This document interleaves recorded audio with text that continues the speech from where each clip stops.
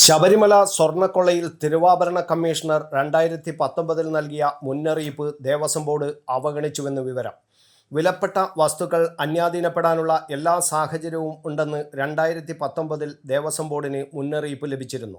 ദേവസ്വം ക്ഷേത്രങ്ങളിൽ ഒന്നും നിയമപരമായി നടക്കുന്നില്ലെന്ന് അന്നത്തെ തിരുവാഭരണം കമ്മീഷണറായ RG രാധാകൃഷ്ണൻ 2019 സെപ്റ്റംബർ 2 ബോർഡിന് നൽകിയ കത്തിൽ ചൂണ്ടിക്കാണിച്ചിട്ടുണ്ട് എന്നാണ് പുറത്തുവരുന്ന വിവരം.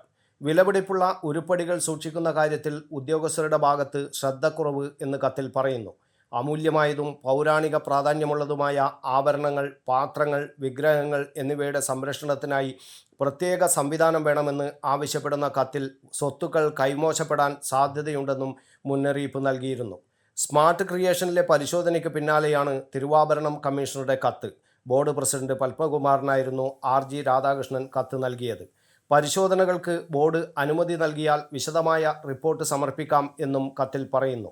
കത്തിൽ ദേവസ്വം ബോർഡ് പ്രസിഡന്റ് തുടർ നടപടികളൊന്നും എടുത്തിരുന്നില്ല. സ്വത്തുക്കൾ സംരക്ഷിക്കാൻ നടപടി ആവശ്യപ്പെട്ട് നൽകിയ കത്ത് ദുരൂഹമായി മുങ്ങുകയായിരുന്നു.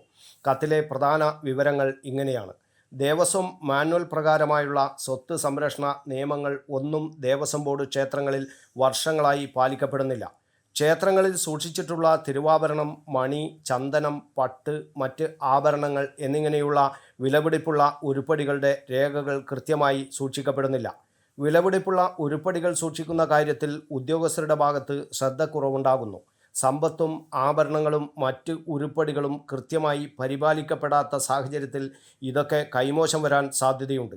ഉരുപ്പടികളുടെ ഇൻവെൻ്ററി കാലാകാലങ്ങളിൽ പരിഷ്കരിക്കുകയും ബോർഡിൻ്റെ അംഗീകാരത്തിനായി സമർപ്പിക്കുകയും വേണം. ഇതൊന്നും പാലിക്കപ്പെടുന്നില്ല.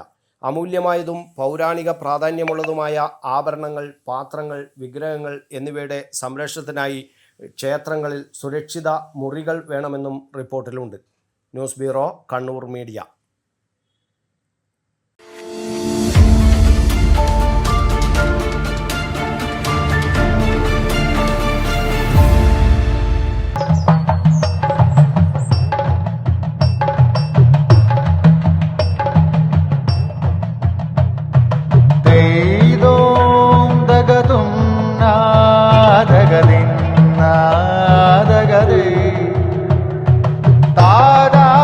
Relax.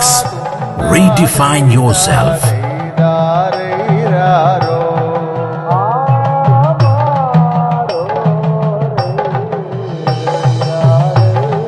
Green Planet Hotel, near Kannur Airport, Mattannur.